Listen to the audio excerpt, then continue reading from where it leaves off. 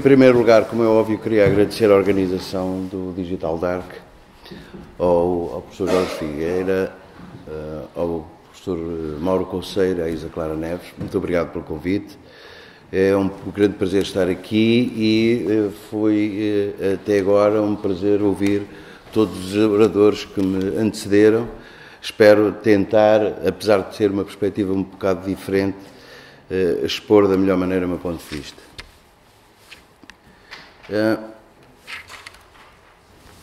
Não sei se estão a ver aqui o pressuposto de modernidade daquilo que eu começo por apresentar, tem a ver também com o meu passado, só que o meu passado começa muito antes daquele do Zé Pedro, não é? Eu penso que o Zé Pedro, 1973, já eras nascido? 6. Em 6, pronto, ok.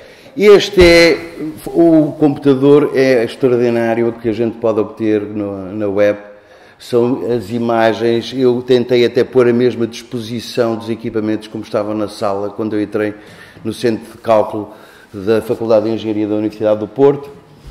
E este computador, como vocês viam aí, tinha 16K de memória central. Eu aprendi linguagem máquina, assembly, Basic e Algol nessa altura. Terminei em 1978 a minha licenciatura e a única relação que eu tive com aquilo que se chama computação gráfica foi a fazer uma imitação do Pong num tubo de raios católico primário redondinho que tinha um rastro tão grande que dava o tempo e o rastro davam quase para a gente tomar café enquanto movia as raquetas. Este equipamento era completamente comum, a teletype, onde a gente produzia com a fita perforada o programa, que depois era lido naquela peça que está a meio, passava para aquela memória ali, nós fazíamos run e recebíamos a resposta ali. Ok, isto agora já é ao mostrado.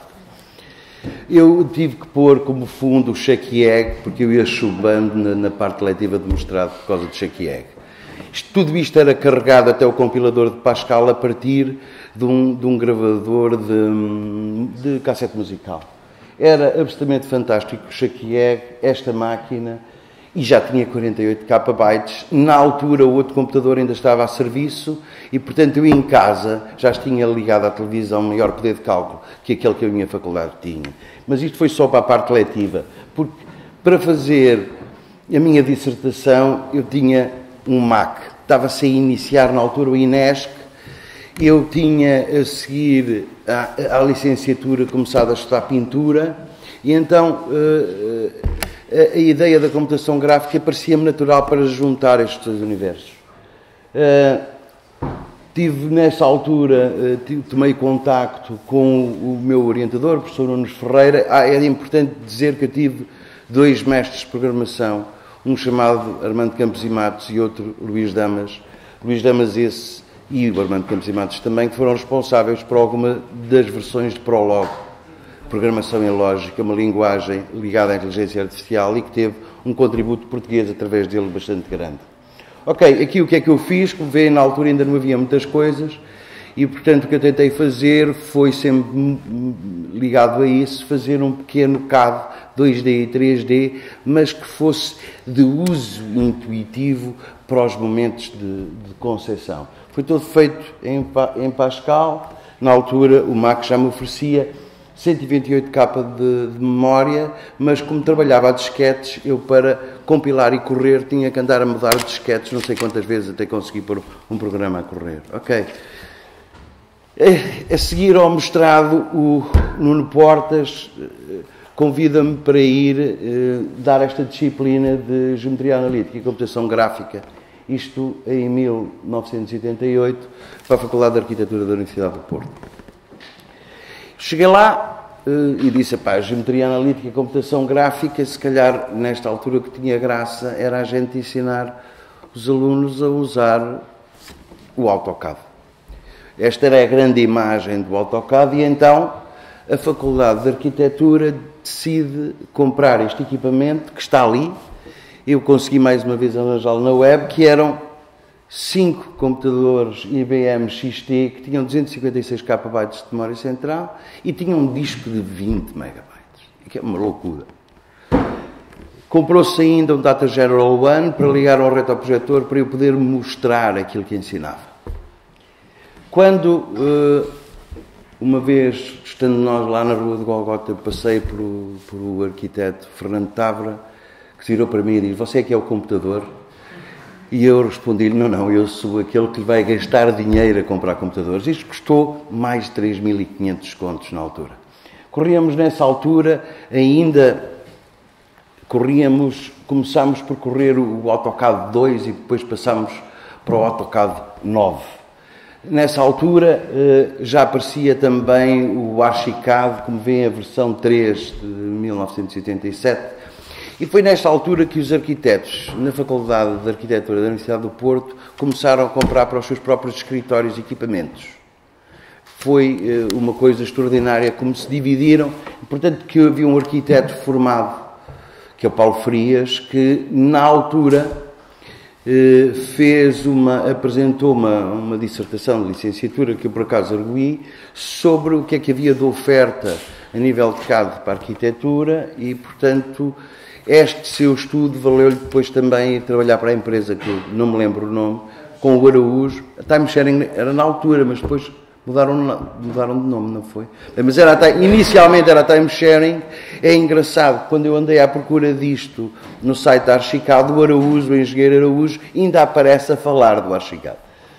Portanto, nós, como vos digo, começavam a aparecer as máquinas nos próprios escritórios de arquitetura lá no Porto, dos professores ligados à Faculdade de Arquitetura. Eu, em 92, comecei o meu doutoramento, já vou falar a seguir, mas uma coisa que era interessante era o que me diziam. Sei lá, o arquiteto Domingos Tavares dizia: "Pá, há aqui uma coisa que a mim me aflige, é o tempo que eu levo a traçar uma reta com régua, dá-me para pensar, quando uso isto, não." Portanto, há uma lógica de diferença de tempos, de diferenças de velocidades associada, que era muito referida. Outra era mesmo uma dificuldade empática e uma dificuldade de literacia, de ganhar rapidamente literacia e, portanto, ver isto a funcionar. E, portanto, isto era remetido para alguém que, depois do conceito estar pronto, então era transposto para desenho. Havia também outros que já tinham o mínimo de competência para fazerem volumetrias basiquíssimas, que era o que isto prometia na altura, e então usavam isso para desenhar com grandes blocos, digamos, perspectivas mais difíceis, e usar essa base para continuar a desenhar à mão. É fundamental. O Zé Pedro já falou do Fernando Lisboa, infelizmente desaparecido muito cedo. Ele tem um contributo, quanto a mim, importantíssimo no pensamento do que era o desenho assistido e arquitetura naquela altura na Faculdade de Arquitetura do Porto. Ele era objetivamente uma pessoa que lutava para que isto tivesse uma presença digna no quadro do projeto e do desenho dentro daquela casa. Tive o prazer de orientar o trabalho de doutoramento dele e tenho com muita pena que isto é assim.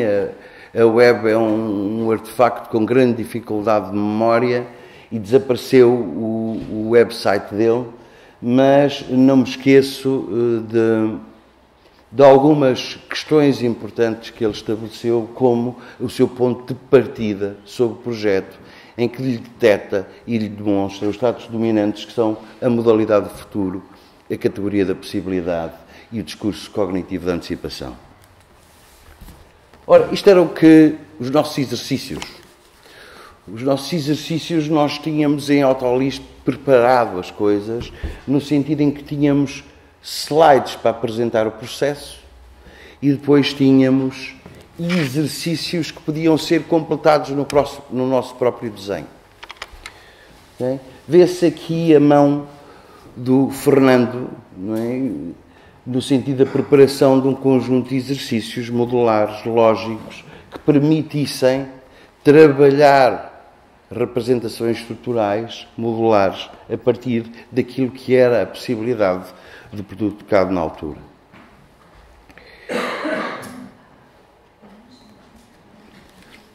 Como eu vos disse, em 92 eu deixei a Faculdade de Arquitetura para me dedicar ao meu doutoramento e trabalhei essa questão da interação intuitiva com sistemas computacionais de apoio ao design, de apoio ao projeto. E eu costumava dizer que o meu doutoramento se tinha tratado de fazer um furo num estirador. Mas não, foi um bocadinho mais que isso. A verdade é que eu tentei reproduzir a relação papel-lápis. Na postura hoje era ótimo, já tinha as superfícies táteis, mas na altura tive de fazer isso com este dispositivo, que era uma digitalizadora de base piezoelétrica, o que tinha uma coisa fantástica, que sempre que se fazia um mouse down, aquilo fazia parecia que estava aquele som de matar moscas que se ouve muitas vezes nos talhos e, portanto, não dava para testar isto mais do que um quarto de hora seguida, porque não se aguentava com o barulho. Na altura também já tinha uma das joias da coroa da computação na altura, que eram as stations, as graphic stations da Sun Systems, e já tinha uma máquina com 48 megabytes de memória central e tinha, como vocês veem, um monitor de 19 polegadas que me permitiu construir um dispositivo como o que está aqui. E uma das questões que eu defini na altura foi que o paradigma orientador daquilo que deveria ser o design de interação do meu sistema seria o desenho. Eu fui arguido pelo professor Joaquim Vieira, apesar de ser um doutoramento em engenharia, o meu argumento principal foi o Joaquim Vieira, que me perguntou: mas você não acha que isso é uma abordagem e um paradigma completamente conservador? Então você tem uma máquina dessas e vai pôr como base o desenho, quando o papel tem inúmeras vantagens. Ok. Mesmo assim eu fui teimoso e continuei, porque o discurso do professor Joaquim Vieira era o mesmo de um dos grandes homens americanos de desenvolvimento da computação gráfica na altura, que era o Jim Blin, e que de facto mostrava as grandes vantagens do papel sobre os computadores na altura, nomeadamente em termos da sua resolução, da sua capacidade de detalhe. Uma das coisas que os arquitetos também diziam era a questão do zoom in, zoom out. Okay?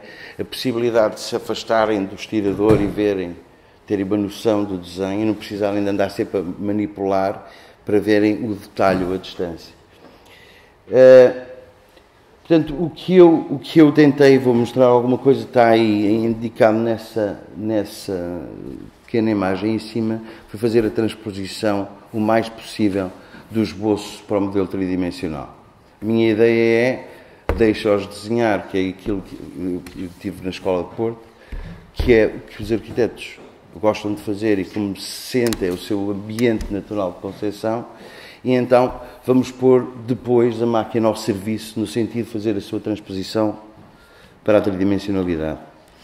Tinha também a opinião dos seus arquitetos, isso é bom porque eles às vezes têm dificuldade de ver no espaço e isso vai ajudar muito. Para nós isto não interessa para nada. Foi muitas vezes aquilo que eu ouvi. Portanto, o que é que eu tenho aqui? Dois pequenos vídeos, está tão pequeno que vai ser difícil acertar. É engraçado ter, não sei se está a funcionar, são o que me resta de memória da altura, isto ainda foi da minha apresentação de doutoramento. Okay? Portanto, como vocês veem, desenhava-se diretamente sobre a superfície. Foi um dos meus contributos, que é este algoritmo que eu batizei de gluing, porque permitia eu desenhar sobre uma imagem de um objeto tridimensional e aquilo que eu desenhava no ecrã agarrava-se à superfície do modelo que estava por baixo e, portanto, eu podia depois rodar o modelo que ele adquiria, a superfície adquiria aquela forma. Como permitia também ter um reforço da sensação tátil com aquele cursor tridimensional que ali está em baixo, não é? Porque o cursor movia-se na cena descrevendo o seu percurso sobre a superfície dos modelos. Aqui foi a parte, digamos, a tal mais difícil, que era conseguir fazer um desenho, carregar num botão e semantizá-lo no sentido da tridimensionalidade. E ele fazia, não fazia sempre, mas eu, pelo menos para a defesa do doutoramento, consegui arranjar 3 ou 4 exemplos em que isto funcionava e, portanto, o conceito estava provado. Trabalhámos muito até para projetos que a utilização deste algoritmo, por exemplo, tem toda a lógica na área de calçado. Como vocês sabem, o desenho de calçado é sempre feito com base numa forma e por isso era natural o trabalho sobre aquilo. Entretanto, passei para a Universidade de Aveiro em 1996 e, como vocês veem, há 2 situações. Uma até 2001, uma depois de 2001. Até 2001, nós tínhamos uma disciplina computacional por semestre, em que tínhamos aquele percurso que ali parece absolutamente óbvio. A partir de 2001, e porque fomos obrigados a reduzir o número de disciplinas, eu era responsável, obviamente, pelas disciplinas e sou responsável ainda hoje, pelas decisões a este nível. E a ideia foi: esquece as ferramentas computacionais. Vamos apostar no reforço da competência em desenho, porque eles desenham muito mal.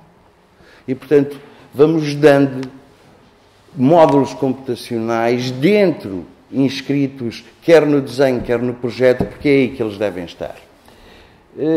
Deixem-me dizer que também aparece uma disciplina de design de interação, porque, entretanto, o multimédia, os websites, etc., tudo isso justificava que eles percebessem quais eram os princípios orientadores da configuração, não só da forma, mas também dos comportamentos, porque isso era preciso começar a integrar no projeto.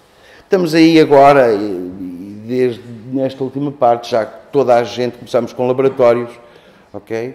E depois, hoje já não são precisos praticamente laboratórios, toda a gente traz o seu laptop, temos Wi-Fi, clouds, temos redes sociais, ou seja, do ponto de vista técnico, isto parece resolvido. E, para já, isto baseou-se também na ideia de que ninguém parece, ou continuava a parecer nessa altura, capaz de negar ao desenho uma função potenciadora da percepção ou subestimar a sua qualidade superior no registro de uma interioridade que procura a mão para se expressar. Eu aqui estou a citar Joaquim Vieira. E isto também era nosso, é quem desenha, desenha-se a si próprio, e quem não tiver nada de seu, desenha nada. Neste caso, as ferramentas computacionais podem ampliar esse vazio. Hoje, o que é que eu estou a fazer? Estou a regressar outra vez às ferramentas computacionais, mas agora para o lado da programação. Processing é freeware, é desenvolvido por gente que o vocacionou para as artes, para o design, tem uma capacidade de se relacionar com uma data de dispositivos, é extremamente importante. Mas eu vou voltar aqui porque eu posso depois falar-vos das dificuldades que tem a este nível e porque é que eu acho isto importante. E agora vou falar-vos de algumas coisas que me parecem importantes e que são desafiantes. Primeiro, este volume de vendas expectáveis sobre printing 3D, eu aproveitar para pôr a nossa impressora 3D portuguesa ali à esquerda, não é? E ao que parece também dá para arquitetos e designers, ou é mesmo ideal. Temos aqui um recente resultado de uma impressão 3D e isto lembra-me coisas que a gente falava e que o Fernando desenvolvia, em que ele dizia, por exemplo, que o edifício tomado como representação contradiz o princípio da economia da representação, dado que aspira à integralidade representativa. É aqui que se traça a fronteira entre a construção e desenho. Contudo, é justamente esta fronteira que o digital coloca em causa. Ele já não viu isto. Hoje teria, com certeza, uma afirmação mais clara sobre isso. Mas imprime-se até comida. Eu temo pelo cozido à portuguesa, peço imensa desculpa, mas eu espero que o cozido à portuguesa resista a esta vontade transformadora. Okay. Outra coisa que eu achei extraordinário foi isto, que é um holograma em Madrid para protestar pelo direito a protestar. Passa-se qualquer coisa. E quando o José Pedro há um bocadinho falava-se da manifestação, isto também é manifestação, no sentido mais literal do termo, mas é interessante que se os nativos digitais estavam mortinhos por sair do ecrã e encontram na impressão 3D um caminho, okay, parece que as pessoas agora, para se afirmarem enquanto tal, precisam de se virtualizar. E só assim conseguem, neste caso, exercer a sua cidadania. Outra coisa interessantíssima é esta notícia que eu apanhei, é que a Google registrou uma patente para robôs com personalidade. Partindo do pressuposto que isto não será tão lento a desenvolver como os óculos, é outra tendência interessante, que é uma robótica de aprendizagem, mas que já pode, não sabemos até onde chega, ter dimensões que se ligam a um conjunto decisório que pode ser importante. E deixem-me mostrar-vos isto que é interessante. Eu não sei se alguém aqui vê uma série chamada Good Wife, na Fox Life. Good Wife é do Ridley Scott. Eu tentei pôr aqui um bocadinho que me interessa. Vemos um upload e um download, uma impressão tridimensional, a construção de uma arma impressa, e agora o que acontece é que quando dispara, a bala, em vez de sair no sentido alvo, sai lateralmente e fere, tornando inválida uma pessoa que estava na fileira de tiro ao lado. Isto só tem interesse por uma coisa, porque quando eu vi isto, eu não me tinha lembrado disto. O título deste episódio até se chama Open Source, que é uma coisa que ainda hoje não foi falada aqui. E o Open Source aqui levantou questões interessantíssimas. A primeira é: quem é que é a responsabilidade? Quem estava a ser julgado em tribunal foi o conceptor do objeto e não quem disparou. Até um determinado momento. Entretanto, soube-se que ele tinha alterado 1 milímetro ao cano da arma e então perguntava-se, bem, mas nesse caso, de quem é a concepção? É originário ou já é do segundo? Finalmente, um especialista a estudar a impressão 3D vê que há um defeito na própria impressão e então começamos a ter um coro de putativos implicados na responsabilidade daquele ferimento. Ou seja, há aqui de facto um conjunto de matérias, de áreas de conhecimento que vão ter que lidar, não são só os arquitetos, não são só os conceptores, que vão ter que lidar com isto. E é interessante isto, eu não sei se tenho isto, tenho. Principalmente porque agora isto é o Open Design. E o manifesto Open Design é ao contrário. O Open Design tem no seu manifesto que o primeiro conceptor, qualquer que seja a modificação que lhe seja feita a seguir, ainda tem direito de propriedade sobre aquilo que disponibilizou de forma criativa, de acordo com os Creative Commons. Ora, outra questão a este nível são o Thingiverse, que é um depositório, um depósito de design já feito, que a gente pode ir buscar, alterar e imprimir. Okay? Será que nós não estamos também aqui no sentido daquilo que o Word trazia, não sei se ainda traz, traz também o PowerPoint, que são os templates e os clip arts, ok? Isto é também, por outro lado, a deslocação para outra coisa. Eu, se quiser fazer hoje um site, se calhar vou buscar um template ao WordPress, trabalho no sentido que aquilo que eu quero. Então, quem é que fez o design? Nós não seremos... Do ponto de vista da concepção, será que a transição não será num sentido um meta-design. Outra coisa importante é isto, o 3D print pode ser anywhere e quase de anything. Quer dizer que há os Fab Labs, há os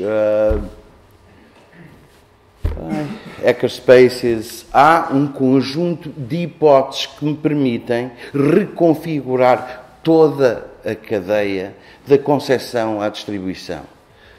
Se a gente pensar, por exemplo, que temos crowdfunding, quer dizer que eu posso, sem sair da minha máquina, arranjar financiamento, conceber, imprimir e distribuir através da web. Isto só para vos dizer também que os volumes de negócio já são interessantes, quer a nível global, quer mesmo a nível português.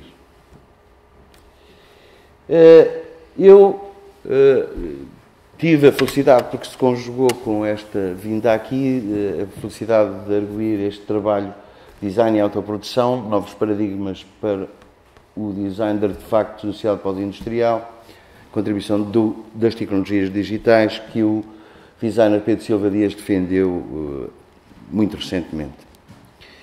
É interessante que este percurso todo permitem, de certa maneira, uma dualidade de estares onde se abre possibilidade ao reforço da autoria pela, também, abertura a uma nova capacidade de experimentação. Em 1997 eu tinha feito este boneco para explicar aquilo que me parecia, naquele momento, a evolução do que poderiam ser os percursos evolutivos dos sistemas CAD.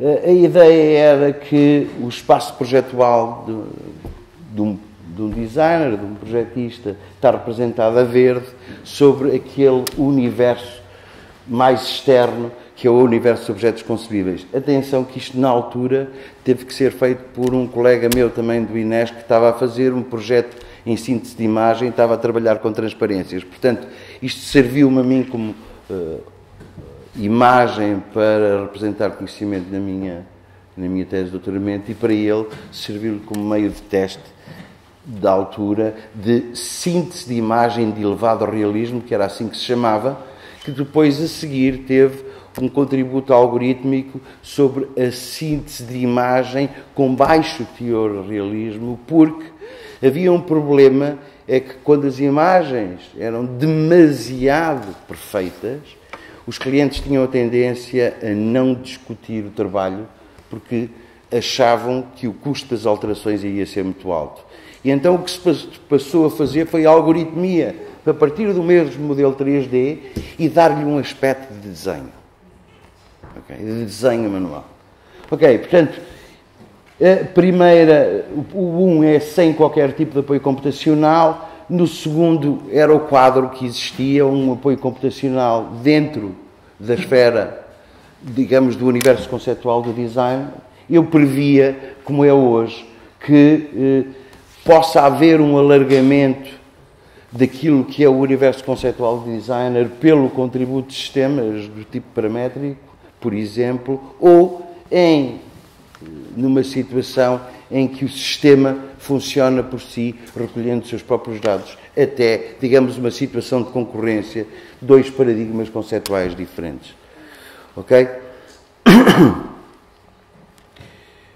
Eu fui recolher em coisas que eu tinha sobre sistemas generativos na altura de 2008 e antes de 2008. Eu penso que eu estive a tentar ver, eu penso que estes sistemas ainda estão no mercado. Este tive mais dificuldade em verificar. Ok, já foi completamente falado e, portanto, magnificamente trabalhado em termos das apresentações que foram feitas. Este é particularmente interessante e eu achei que isto... Estão algo. Desculpem que eu vou passar outra vez à frente.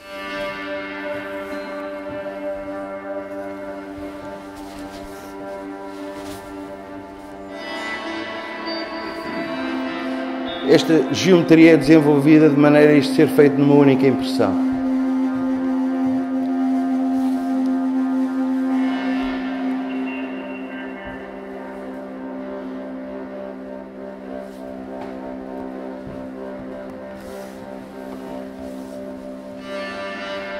Penso que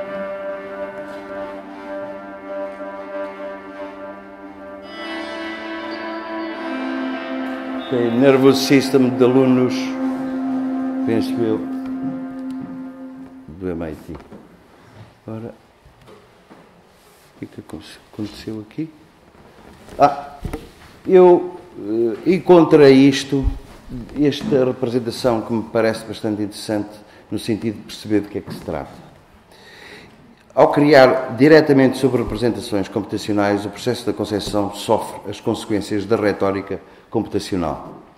A velocidade tenta substituir-se à sedimentação de conceitos e o fluxo de iterações convergentes numa solução tende a aumentar o seu grau de contingência ao nível das suas soluções. Ou seja, somos mais rápidos. Isto via-se bem no design gráfico, que pode estar até para ir para a gráfica quase até ao tempo da tinta secar. Ou seja, as soluções tornam-se mais contingentes porque o número de iterações tende a aumentar. Aqui o que me interessa particularmente é a relação que eu acho muito bem estabelecido nesta figura, é a relação de design com o outro fluxo que está ali. Portanto, a ideia, as regras algorítmicas, o código e a saída, uma avaliação, a possibilidade de mudar parâmetros ou a possibilidade de mudar regras. Digamos, portanto, que hoje um designer interage com ou uma representação baseada em papel, ou com a sua própria construção digital, ou com uma representação digital gerada por um mecanismo, ou ainda com um ambiente digital que gera essa representação. Reparem que há alguma similitude entre isto e aquele esquema que eu vos tinha mostrado. O meu problema é o seguinte, e vem do Willem Flusser, que ele diz que, vou parafrasear, ao afastar-se do desenho, pergunto-me se sem projeto não se será a transformar num funcionário, no sentido em que Willem Flusser lhe atribuiu no seu ensaio sobre a fotografia, alguém que brinca com um aparelho, que domina o aparelho sem, no entanto, saber o que se passa no interior da caixa.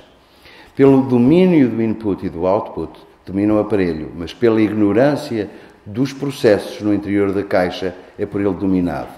Esta amálgama de dominações, funcionário a dominar o aparelho que o domina, caracteriza todo o funcionamento dos aparelhos. Noutras palavras, os funcionários dominam os jogos para os quais não podem ser totalmente competentes.